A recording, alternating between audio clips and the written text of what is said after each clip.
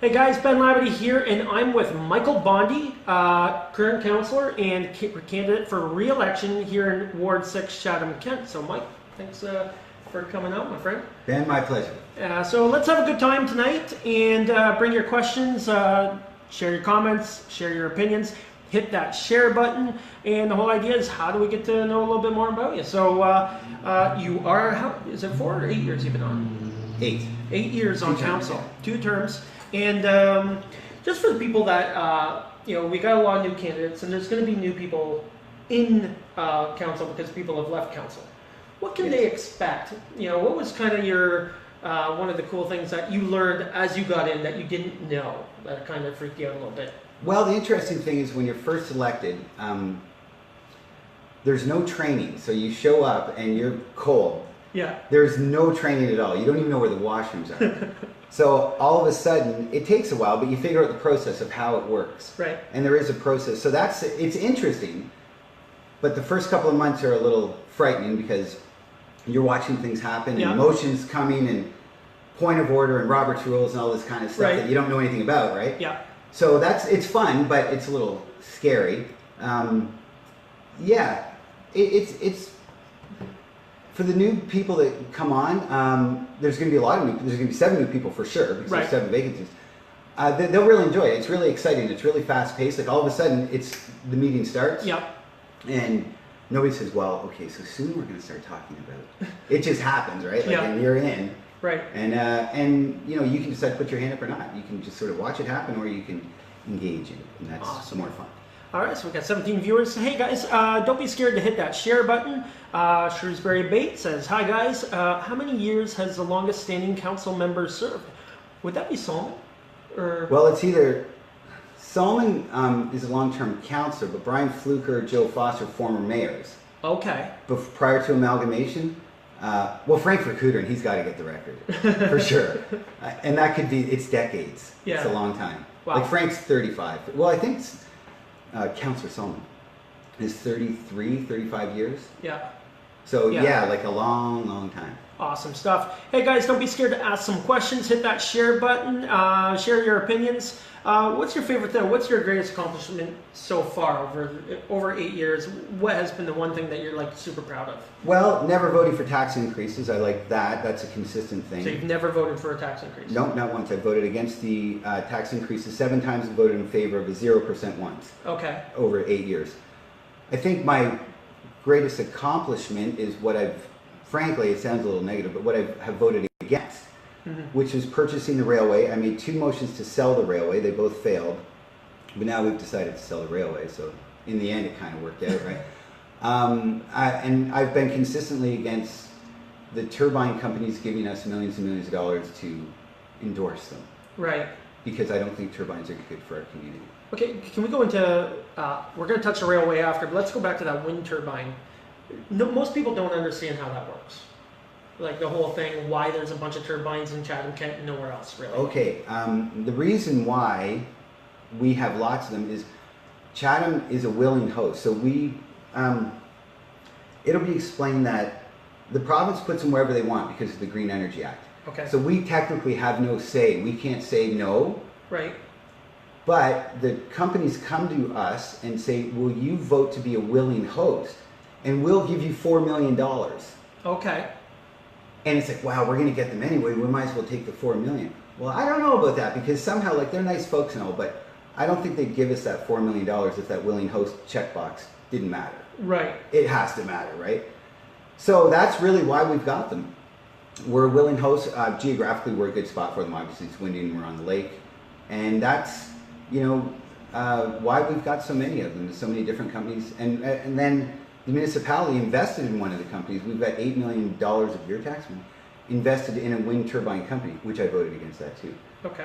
So when you're a part owner of a company, they're pretty happy to play ball in your backyard, right? Right. You're not really going to try to hurt that company. Well, it wouldn't seem so. Yeah. Okay. Hey guys. Pat Burrows, how you doing? Miss Belanger. Let's see here. Randa Speller, crazy that there's no training for most jobs. People could expect training, not just walk in cold and have to figure it out. Why is there no real training? That is kind of odd. Like, there's an orientation night Yeah. where you pick your phone. Right. It gets a lot more complicated than that.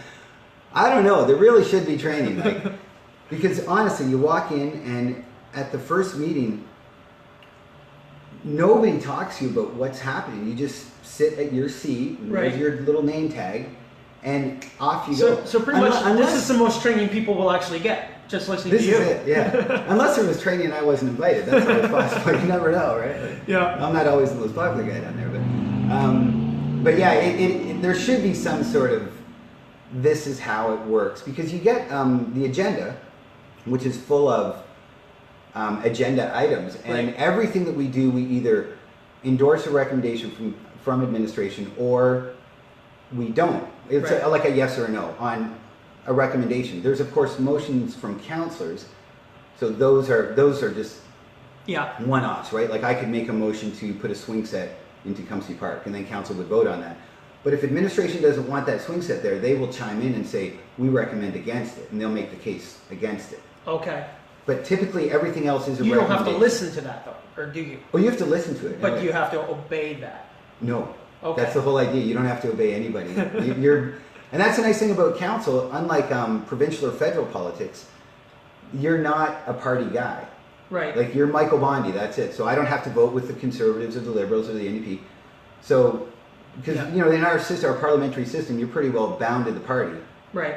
Whereas when you're a councillor, you're just voting on your own accord. You can vote kind of to the right one way and then to the left another. Yep. So that you're very independent that's one real big advantage of being a municipal councillor. The disadvantage is you're not on a team. So you're kind of by yourself too. Right. So you don't have a team to coach you and help you, and obviously some people get along better than others, but okay, windmills or wind turbines keep popping up everywhere. Let's see here, we got probably a tough one. Michael, can you explain how bridge infrastructure updates got so messed up? I'm talking about small rural ones and culverts as well as Chatham bridges. So nothing specific, but in general, how does that get messed up? Is it messed up? Well, the downtown Chatham bridge obviously was a catastrophe, right? It went 6 months over? Yeah. Or something.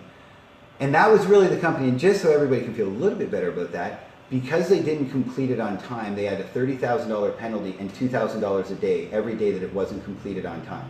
Okay. So the municipality saved a ton of money, right? But that may have been factored into their bid too, right? Who knows? You're never going to know that. As far as culverts in the rural areas and bridges in the rural areas, it's not. I don't think it's so much that they're messed up. It's that many of them were built at the same time. They're all failing at the same time. Right. So the lineup to fix this stuff is just tremendous. And I think we overshoot it. Like other municipalities and counties seem to get away with a lot of culverts versus bridge reconstructions. They seem to be a little more innovative. Like Leon Leclerc was right on this, right? And he's more of a rural guy than I am. Yeah. But it seems that we do like these big rebuilds, and big rebuilds are $900,000, $1 million. Mm-hmm. So the list gets really long, really fast when you start cranking out that kind of money for one bridge. Yeah. But again, a bigger problem was after amalgamation, the municipality of Chatham-Kent took on, we have 800 bridges. It's insane. Because bridges are anything 3 meters long and wide. So there's not really 800 real bridges. But again, most of them built at the same time, fail at the same time. Yeah. Somehow they managed to build them at the same time. They just can't afford to fix them at the same time. So I don't know about that one. Awesome. Hopefully that answers your question a little bit there. What's your opinion on the high wages of public service workers and the complications Chatham-Kent makes on the new property development? Okay, I don't know if I understand part B there. Property development and the complications Chatham-Kent. You're going to have to go, let's answer the first one, and he'll probably ask. What's your opinion on the high wages of public service workers? Do you think they're high wages, number one? Everybody has a different opinion of wages. Yeah, municipal employees are very well compensated. The rank and file union guys, they make good money, for sure. And that's that. It's the management that sort of gets under people's skin, because, you've got guys making $150K, $200,000. Frankly, I made a motion in my first term at budget to reduce everybody's salary by 5%. And then the lights went down and the lawyers started running in and everybody went crazy. So needless to say, it didn't pass. But the wages are really high. Like, and they say they're competitive with other communities, but Chatham's much cheaper to live in. So, Yeah. I don't know. I would say, not to be specific to any particular group, but if you offered some senior management a 10% wage reduction, I'm pretty sure they wouldn't quit. Right. And if they did, there'd be a big lineup to replace them. So, for sure. Yeah, the wages are high for sure. Best job in the city is working for the city. It is. Hey, Ben and Mike, gotta ask Mike, why not run for mayor? Everybody I talked to said, how come he's not running for mayor? He's a great guy and everybody likes him. That's very kind. Thank you very much. Yes, Mr. Jackson. Why not run for... Oh, I considered it, of course. 2 reasons. Well, the first overall reason is I don't want to be the mayor. I kind of feel as a councillor, you can be a little bit more of a critic.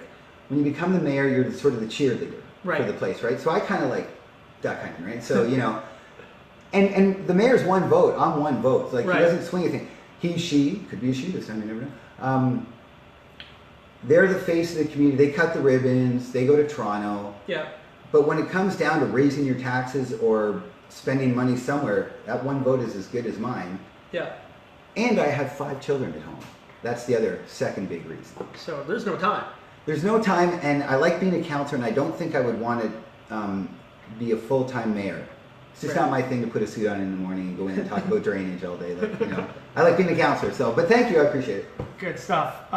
Willing hosts without demanding the companies prove prior to signing that they won't make a negative impact on our land. Let's use clean drinking water on farms. Yeah, I've been pretty active with the water wells thing, and it's insane. The turbine companies say, no, we're not responsible for these well failures, and we have evidence. And the well waters people are like, well, it seems kind of illogical. All these wells have been fine. All of a sudden, you've got bump, bump, bump, bump, bump in the middle, and they start dropping. It's very complicated, and I, for one, would like to see much further investigation into this, because just common sense would tell you, thump, thump, thump in the middle. Yes. But, these guys have got lawyers and scientists and studies, and it's a weird thing, because if I wanted to find a study that said you have 3 years, I could find one. You know what I mean? The tobacco companies did that for about 50 to 60 years, proving that there's no side effects or anything bad. Yeah, the whole thing's a real Aaron Brockovich kind of deal. Like, and it's really sad. I've visited just 2 of these families, me and like a whole bunch of people, and it's bizarre. Like, they've got water tanks in their backyard that they're pumping in, which of course you can't pump ice. So in the winter, so they're using bottled water, and that was actually one of the turbine companies' things was, we'll supply bottled water for livestock and to shower, it's really nutty. Like, it's really off the charts. Like, I've asked this to a couple people, candidates, but if this happened in Toronto or London or some other area, would there be a better response to it than there has been in Chatham? Because we're talking about people that don't have water. You know what I mean? So to me, it's bizarre, right? It's crazy, especially in 2018. It would have been crazy in 2010, But if it was any other area, do you think it would have more attention? Absolutely, because there's really not a lot of people affected, right? Like the person number. Right. But even say it was like, say, rural, like the Holland Marsh outside of Toronto, that's still sparsely populated, but much closer to Toronto. Yeah, I'm sure there'd be a greater response. But again, we're a willing host. We invited these people. So there's problem number 1. The other kind of problem with this whole thing is, you've got companies that are saying it's not us, and we've got scientific proof to back it up. So you prove us wrong. Yeah. So it's really, one of those, like, can you prove beyond a shred of doubt? Yeah. And that's pretty tough, because these guys are saying, hey, the wells are just dropping. It's coincidence. It's not us. Yeah. So it's a really big problem. The province's response was insanely laughable. There was no response, and hopefully with the new government there will be. Right. Because this government isn't responsible for the Clean Energy Act. The former government was. So it'd be nice to see the province come down and demand that some studies are done. In the municipality, our hands are sort of tied because we really don't have a lot to do with these things. Like, we issue them building permits. That's about as involved as we are. Mm-hmm. And the federal government, through the power of the Green Energy Act, they say they go here, here, here, here, and we don't have any say in it. Okay. So what can we do? Well, what can we do? We can run water lines out to all these folks for tens and tens of millions of dollars. Right. So, you got 3 people living within a 10-kilometer, to run a water line. Right. It's a little costly, to say the least. And these people, they'll never pay a water bill, will they? They never pay for well water. Right. So why would they start paying for, So there's that. It's very, very complicated, and it ain't over yet. Like, there's a long way to go. Like, because the well water's first people are really passionate, really, really dedicated, and they're not going anywhere. So this is to be continued. To be continued. Randy, do you expect the windmills to continue with Doug? Wind turbines to No, I don't. He canceled one project already. I think it was Otter Creek, but I could be corrected on that one. No, but I think Ford will pull the plug on it. Which, frankly, it's too late now. We've got 700 of them, so we don't get a couple more. Oh. Like at night, you guys have probably all driven down the 401. Yep. Oh, there's lights everywhere. Yeah.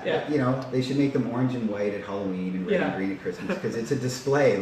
It's really too bad. It's really ruined the landscape. Now that Rob Ford, and this is from Lynn O'Brien, now that Rob Ford has cut Toronto council size, would you support him doing the same in Chatham-Kent? Absolutely, and I voted for it. If Ford brings Toronto council down to 25 and we've got 17, right? I would imagine we're probably up for a reduction. So you already voted for something like this?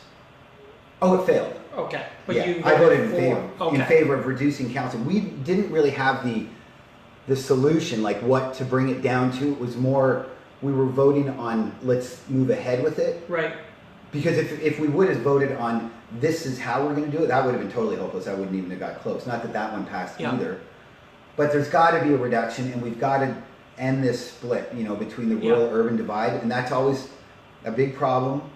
And it is a big problem. Like, there is definitely a rural-urban divide problem on council. Mm-hmm. So the problem is real.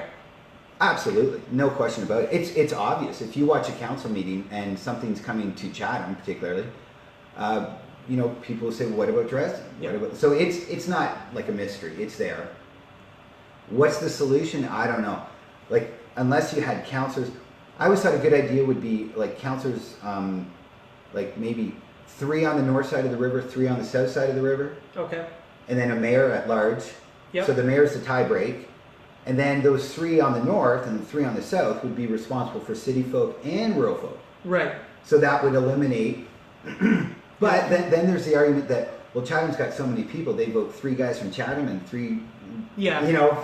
Then the council would be totally from Chatham. So so there's no easy solution. But anyway, it's definitely being thought of, and I hope it happens. But you got ideas. That's the main thing. Ben, are you selling those mugs to fund the sports center? Yeah, they're $800,000. Yes. How are they more innovative and faster? Back in the day, they built the whole structure, and we just need to maintain them, which is easier. I think she's talking about bridges and culverts and that. Mm-hmm. How they built them in the day, it seems, or built them quicker, or at the same time. Obviously they weren't built at the same time, but they were close. Well, the specs now are insane. It's regulations. Like when they were built, when anything was built, they can just go do it. They can show up and do it. Build it, and that's good. Now there's so many federal and provincial regulations, even environmental studies. If you take a bridge down, you got to make sure that the squirrel doesn't run across it, because the poor squirrel might have to go around the bridge. And God help you if you ever find a bone of anything, then it's over. You're done. So it's over regulation, and that's the difference between now and in the, say, 40s when they built a lot of these things. Right. So, but there are ideas. I think maybe an idea would be to take these rural roads and offer them to farmers. Do you want to buy them for $1? Now it's your bridge. Yeah. Because there are farmers out there that would be willing to, collectively, say 4 or 5 farmers, fix the bridge, bring it to code. Yep. And if it's on private property, it doesn't have to be to code. Right. It's just got to be safe for them to use. Yeah. Because now, even if you're a very wealthy farmer, and that bridge is your lifeline, and you will do anything to get it fixed, even pay for it. Well, you can't, because you can't come to the city and say, well, I'll just pay to have that done. It's like, no, we don't do that. Like, you're in line. Right. So, you know, maybe there's an idea that, That is a good idea. you know, how about you buy the road? It's a private road, so they can't sue the city if somebody kills himself on it. Mm-hmm. And then you fix the bridge. And, you know, and we shut bridges down pretty quickly. Like, because again, the codes and regulations are so strict that first it becomes a load restriction, then that gets tighter, and then it's closed.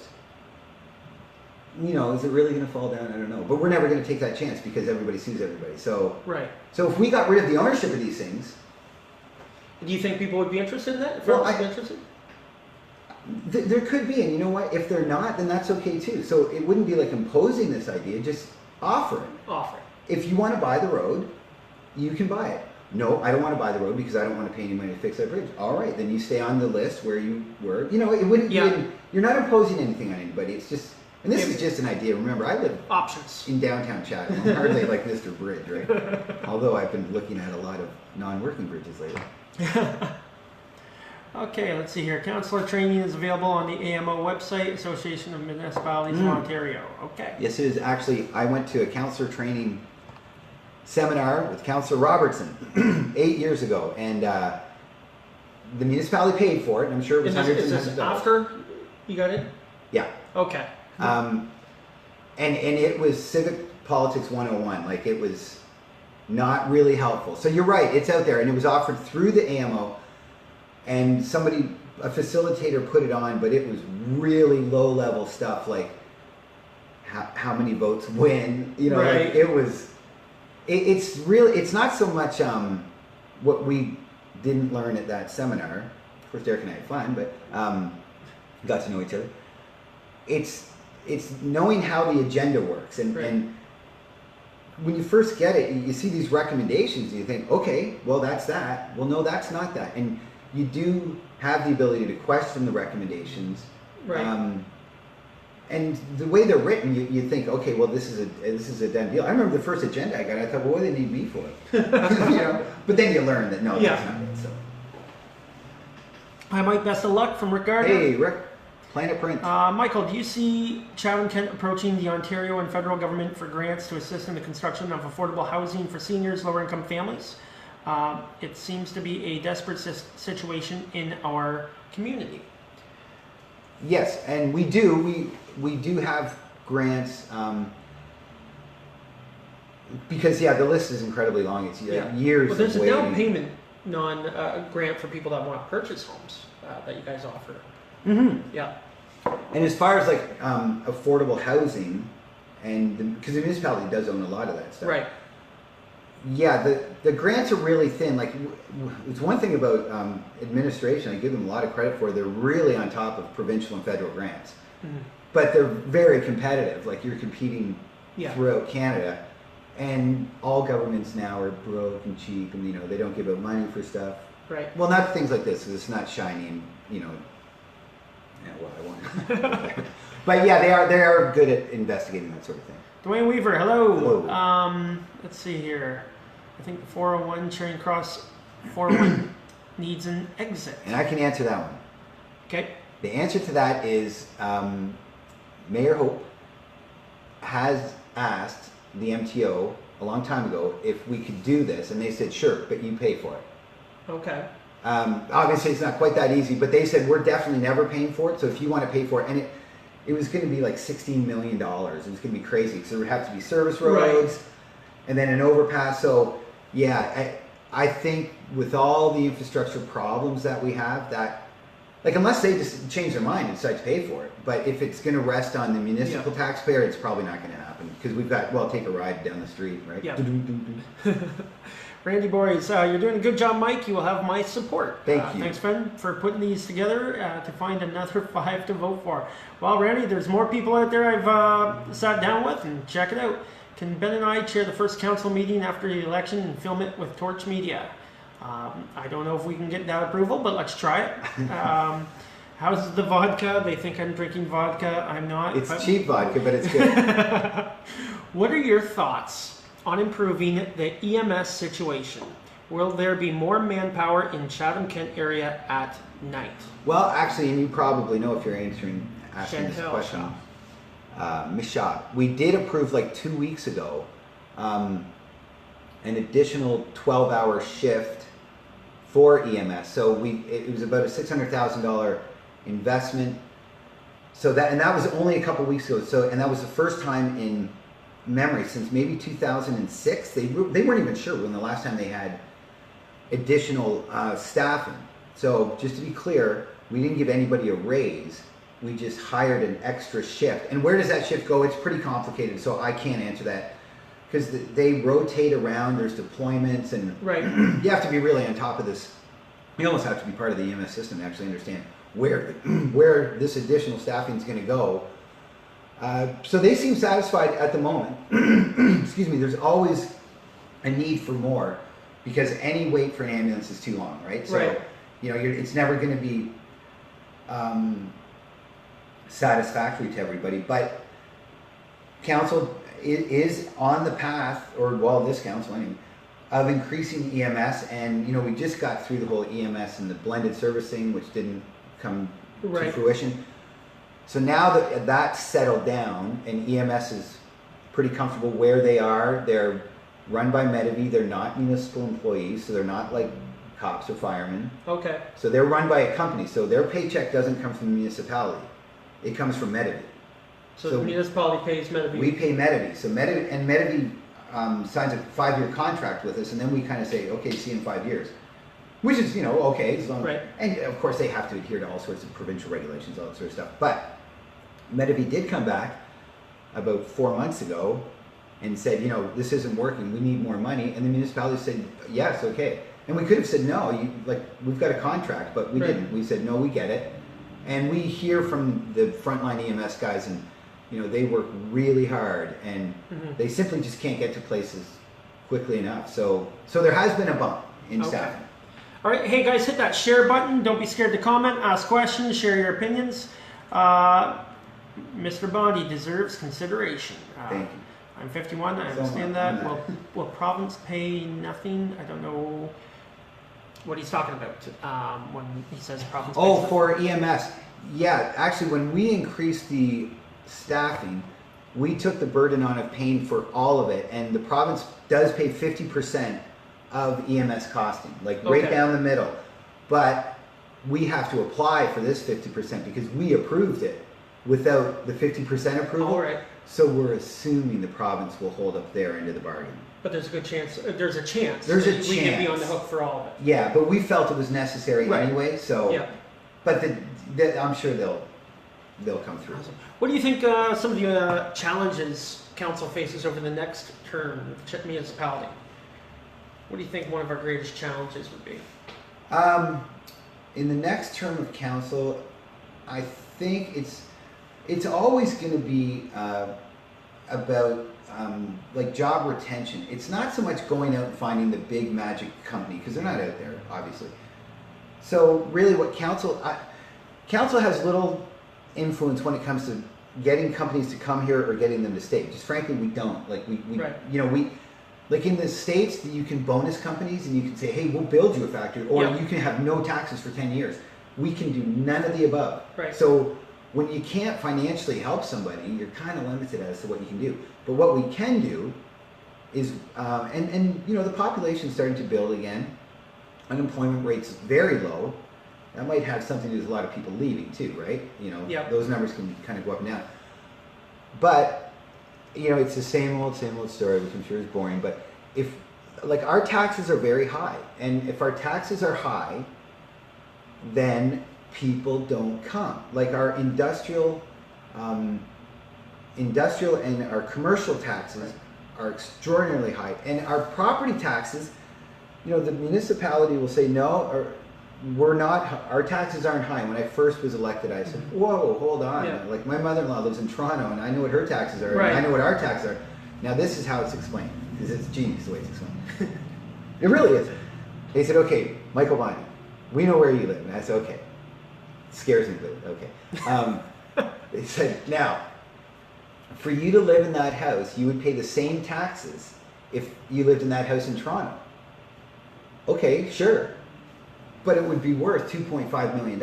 Right. And I would have a job that can support a $2.5 million home. But that's the rationale of when they say, no, our taxes are in line with everybody else's.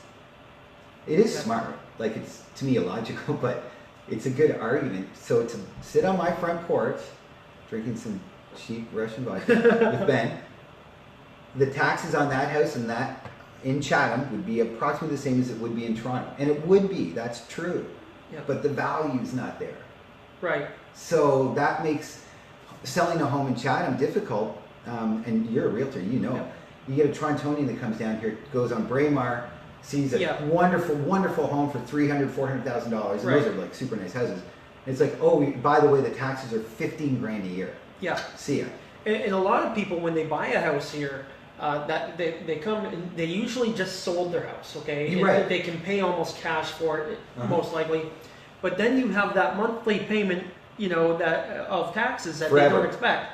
And That never is and ever and ever. almost double wherever they were, even if they had a much larger or a much more expensive house. Mm-hmm. Another thing that a lot of time happens is people get approved for, say, $150,000 or $200,000 home, right? So they get this pre-approval and they go out and it's all right, you know. They said this is your pre-approved, but the taxes that are generally in that pre-approved are just based on normal taxes and not Chatham-Kent taxes. So all of a sudden, when the taxes are double, that's an extra $150 a month on, you know, their mortgage, right? Additional, which is not factored in. Which then goes down. Okay, now we can only approve you for $120. Right, You know what I which mean? makes sense because they have to. And a lot of people run into that tax issue when buying here. Because it's an issue. Like what the municipality, what we do, and really the main and only way that the municipality collects money is through property tax. That's our one and only way. You know, we get grants from the province, and they pay about half of our budget. Yeah. Because we all pay provincial tax, so you know that's why. But we control the mill rate. I don't think it's called the mill rate anymore. I think it's just now called the tax rate again. It doesn't matter, but that's what we discuss at budget. Which, by the way, if anybody watches council on TV, they televise everything except for the four most important nights of the year, which is the budget. Right. It's not on TV. Like, I don't know. So Kojiko, hey, come on. Or maybe it's not. Maybe nobody wants them to watch that. But yeah. But our tax rate is 3 times what Toronto's is. Right. It's 3 times, like the actual number. So The actual number is the impact value of your home times it by this decimal zero, and ours is 3 times Toronto's. really. So just to simplify, right? But I think my question for every candidate going forward was very obvious. With Jamie, it's my plastic question. Do you remember it, or do I need to retype? You're going to have to retype it because I'm kind of forgetting there, Jamie. Sorry. So is council expecting a big windfall with a big run-up on real estate value, or will the mill rate go down a corresponding amount? Yeah, right. So, yeah, all the values going up. Yeah, the values are going up. Obviously we're not going to adjust the property taxes down to compensate for that because taxes never go down. Right. You know, 0 is like the ultimate goal. I guess we will collect more taxes, but the impact reevaluation takes years, right? Like you can sell a house for $250,000, but the impact value is still $149. It may take a couple of years before they get around to it. So it'll be some time. Unless it's you or I buying the house and then the taxes go up, even if they were on it that day. Yeah, exactly. What are some things that can be done? What are some things that can be done with the new casino revenues? Well, hopefully the revenues do go up because we do collect an awful lot of money out of Dresden, but obviously the revenues are going to go up. And it'll be a council decision. Like typically the revenues from Dresden are just put into the general coffers and then we just spend the general money. Right.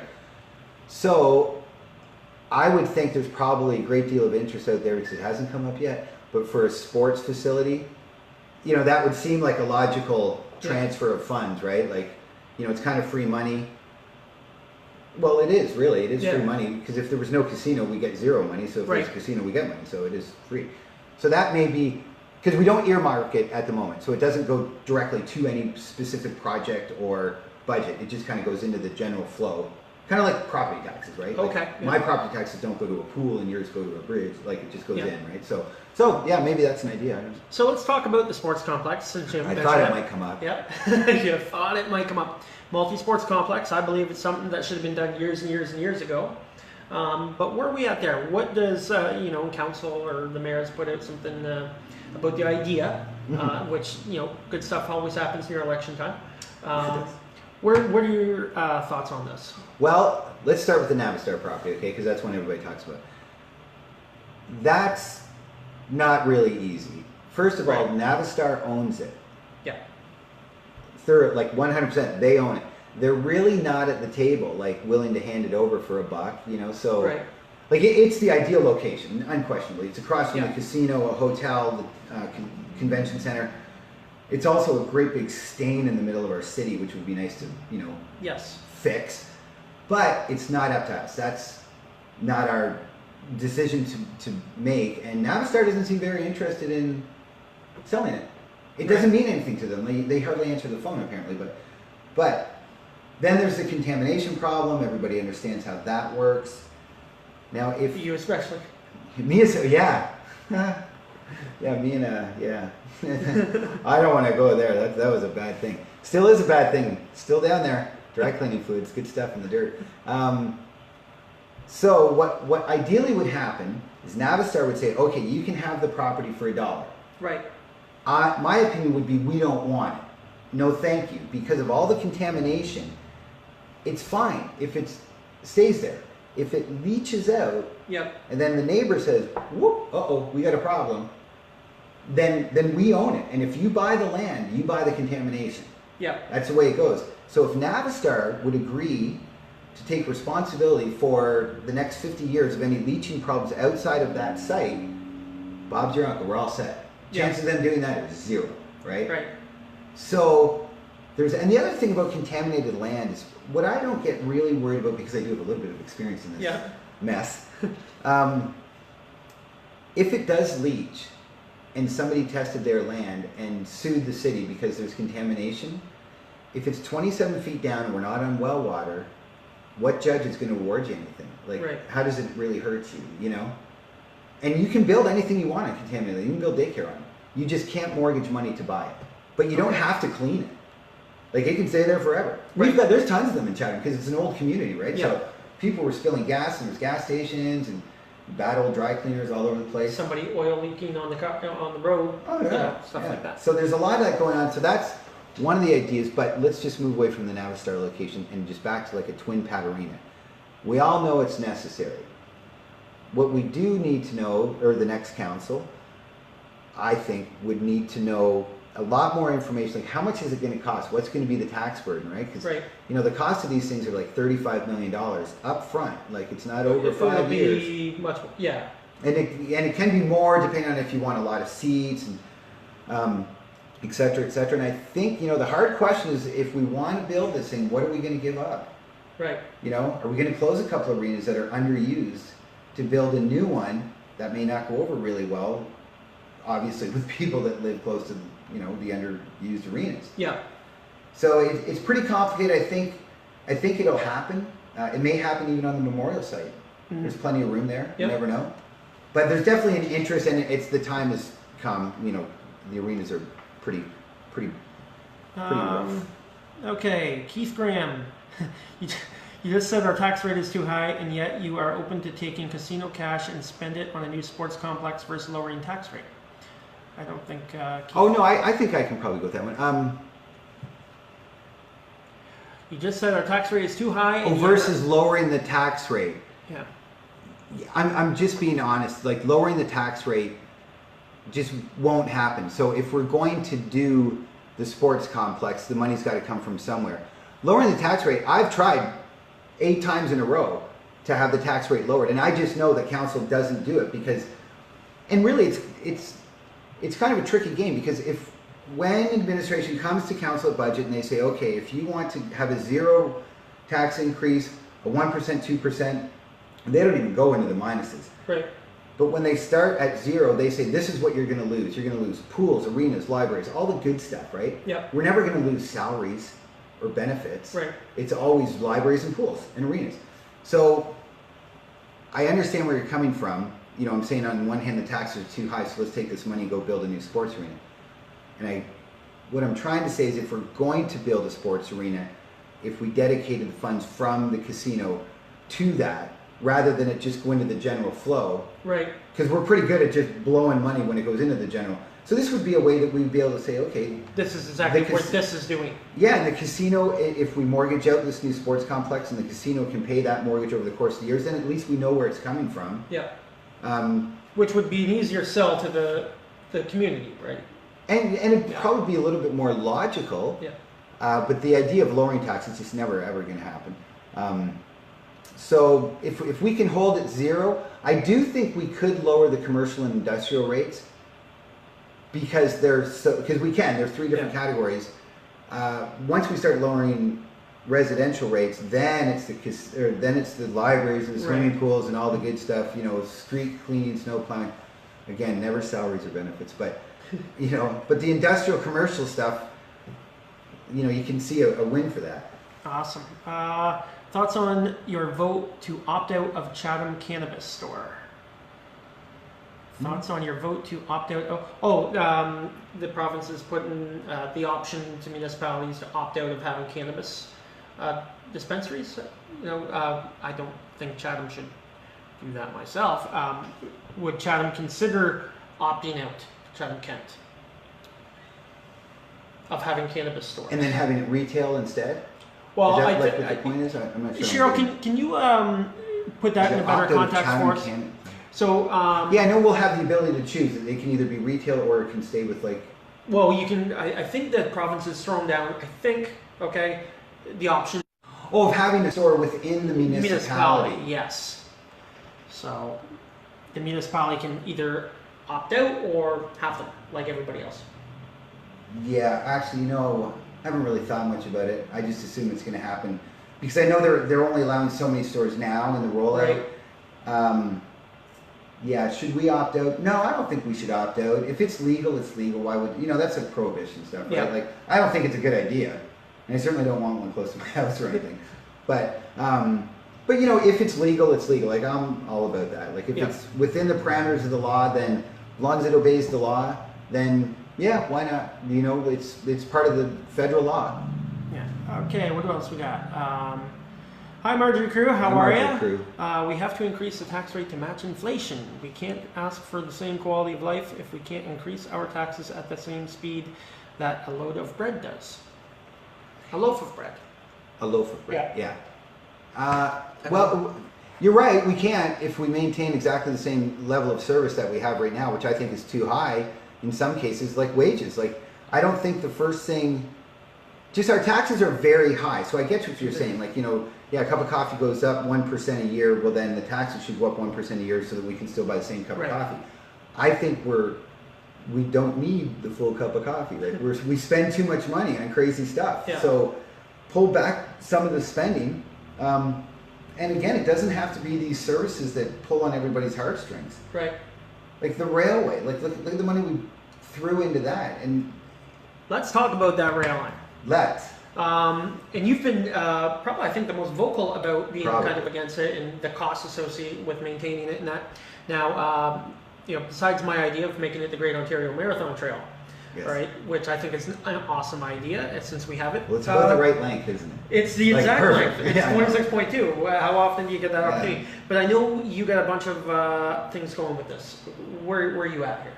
Okay, well, the council prior to the one that I was first on, they agreed to buy the railway and didn't know how much it was going to cost. Nobody can ever explain that to me, but that was it.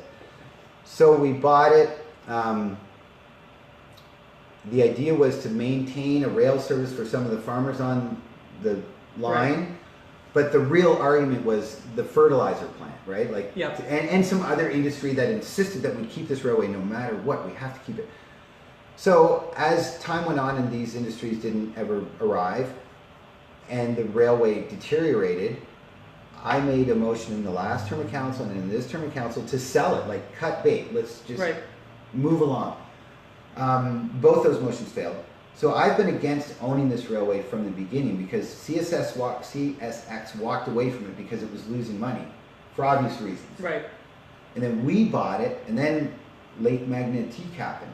And the regulations on rail, Yep. you know, so now you've got a rail line that hasn't had a train on it in 10 years. Like, what are the chances that it's not going to be Or the outrageously... bridges that... Oh, the many bridges that it goes over. So the cost to rehabilitate the rail would be insane. It'd probably just be cheaper to build a new rail. And the idea of a $4 billion fertilizer plant saying you've got to keep that rail line, if it's a $4 billion plant, I think they just build a rail line. Right? Yeah. So I'm glad that we've moved in the direction that we're at.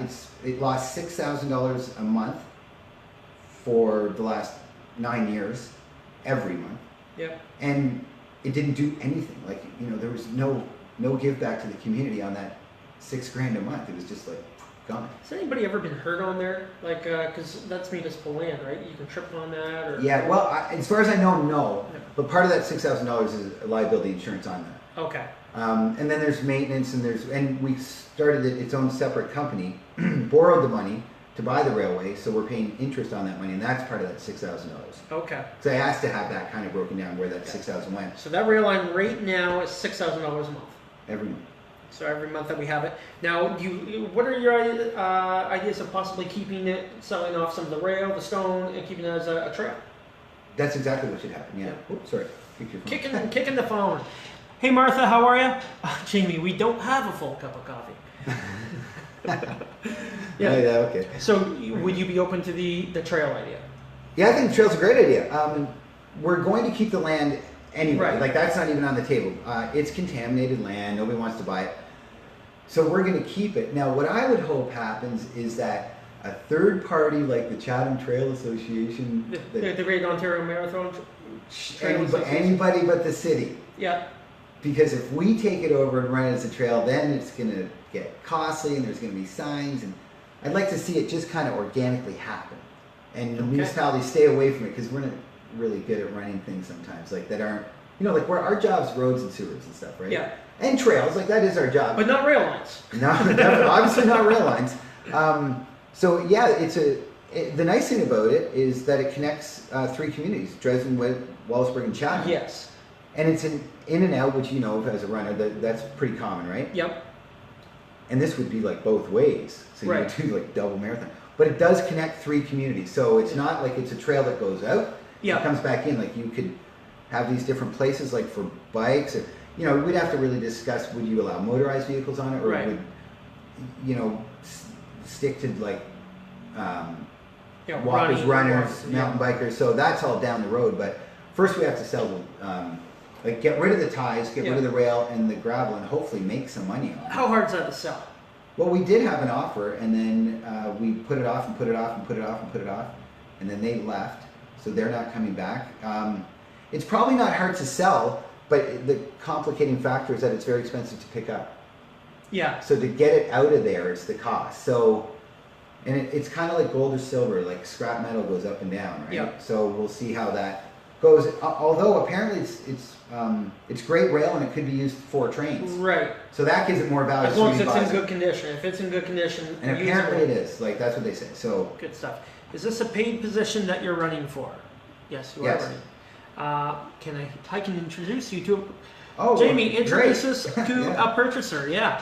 All right. I think we've covered a lot. What else can we do to bring in or keep our youth and raise our population a little bit?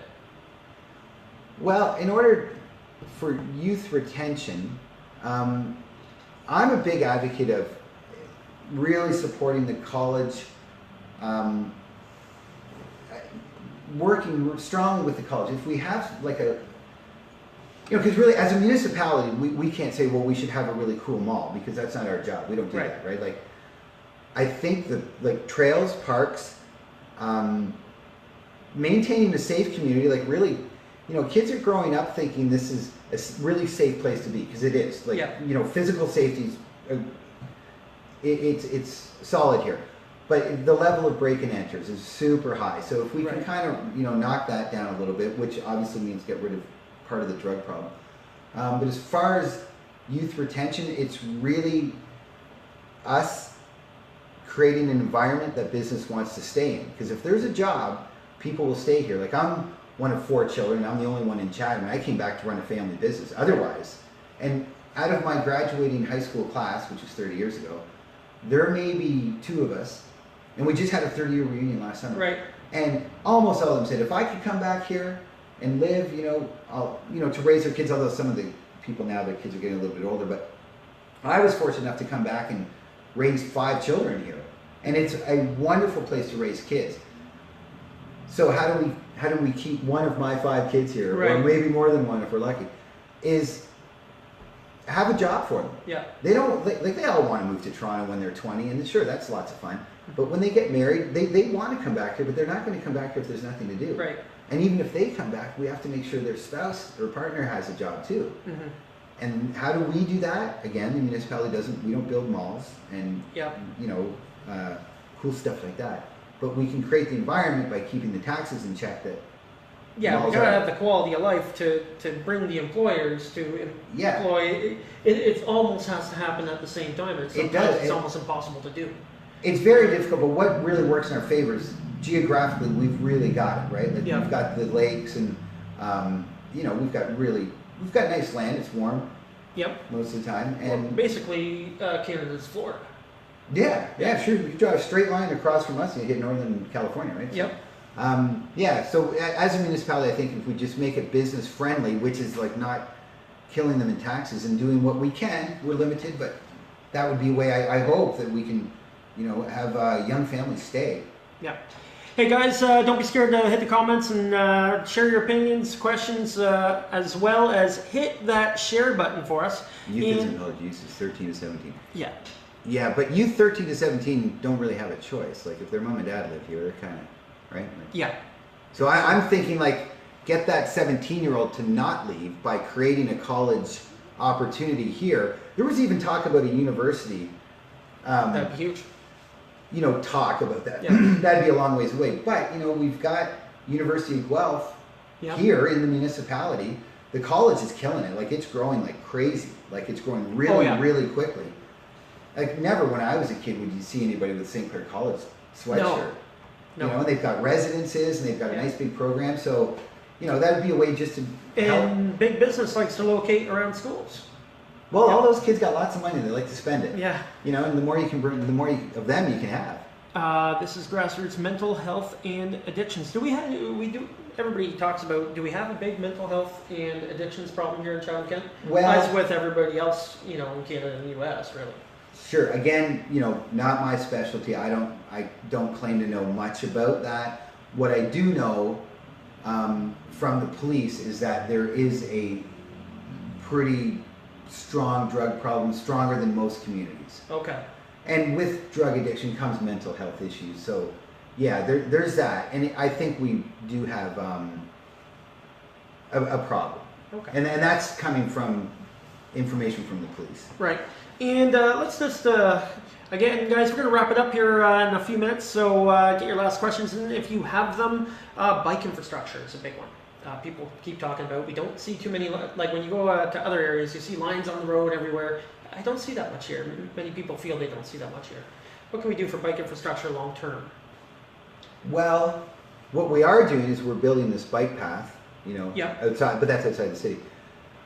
Like, unfortunately, Chatham's difficult because it's an old community. Like, new communities, new subdivisions that are built outside of Toronto, they build this into it.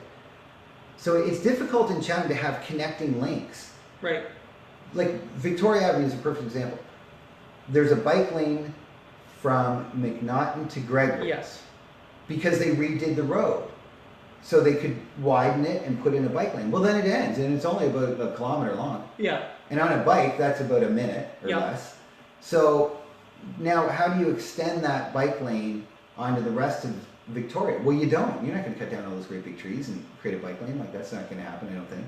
So it's a challenge. I think,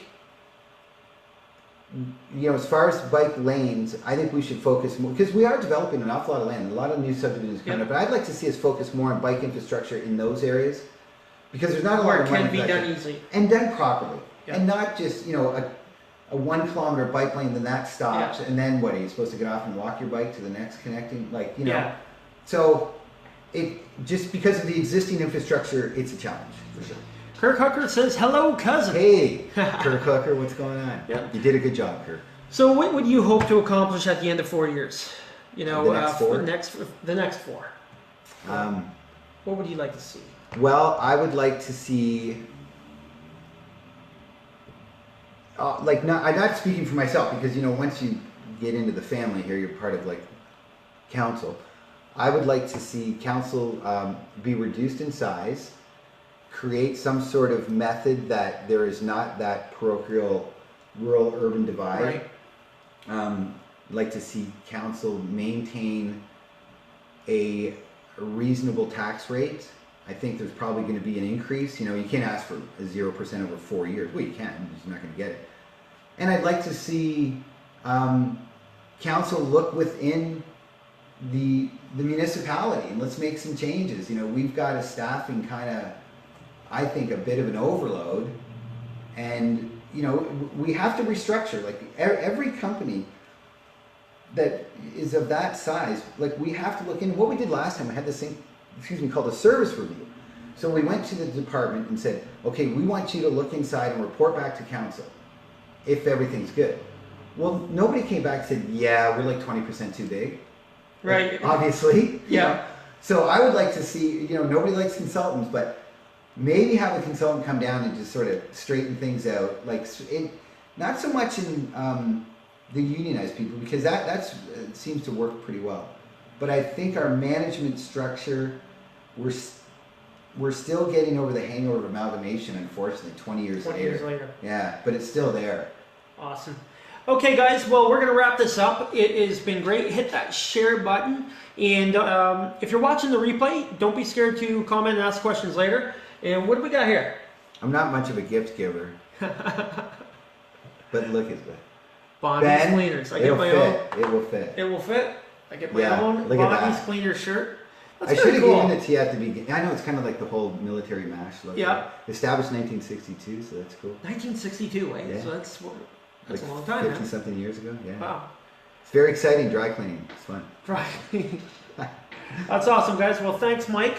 And again, hey, don't be scared to throw some questions on there. You might be responding to them. Oh yeah, I on watch this stuff on Facebook, say all the time.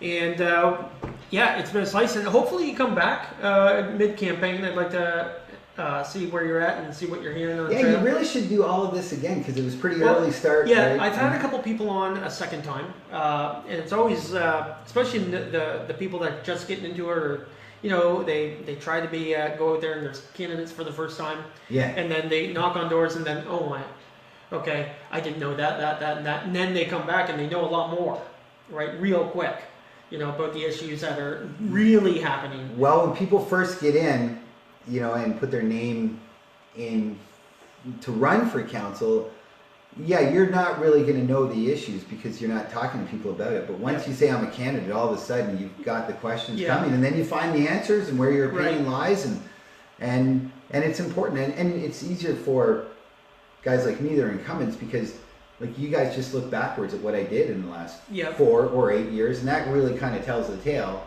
Yeah. You know, but for the new guys, they're not running on a record, right? So they really have to kind of be able to say, this is the way I'm going to go.